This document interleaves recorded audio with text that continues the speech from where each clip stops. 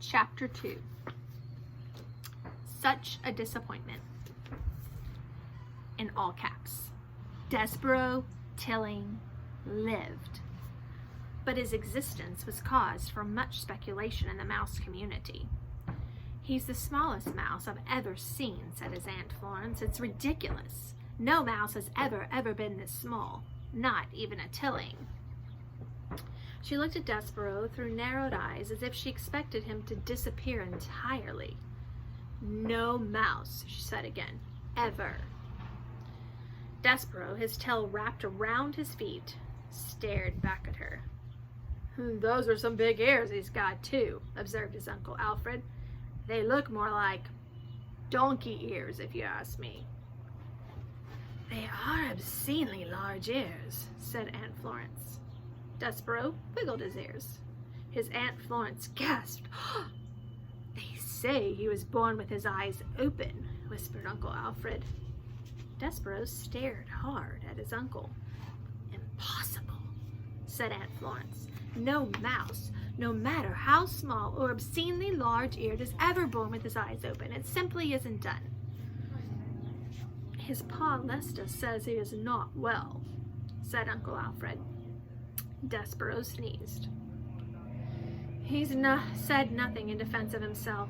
How could he? Everything his aunt and uncle said was true. He was ridiculously small. His ears were obscenely large. He had been born with his eyes open. And he was sickly. He coughed and sneezed so often that he carried a handkerchief in one paw at all times. He ran temperatures. He fainted at loud noises. Most alarming of all, he showed no interest in the things a mouse should show interest in. He did not think constantly of food, and he was not intent on tracking down every crumb. While his larger, older siblings ate, Desborough stood with his head cocked to one side, holding very still. "Do you hear that sweet, sweet sound?" he said. "I hear the sound of cake crumbs falling out of people's mouths and hitting the floor," said his brother Tulise. "That's what I hear." "No," said Desborough, "it's something else. It sounds like honey." "You might have big ears," said Tulise, "but they're not attached right to your brain.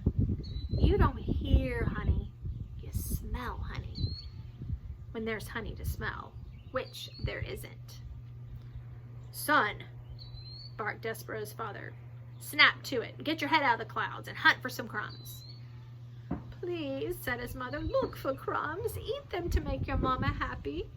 You're such a skinny mouse. You are a disappointment to your mama."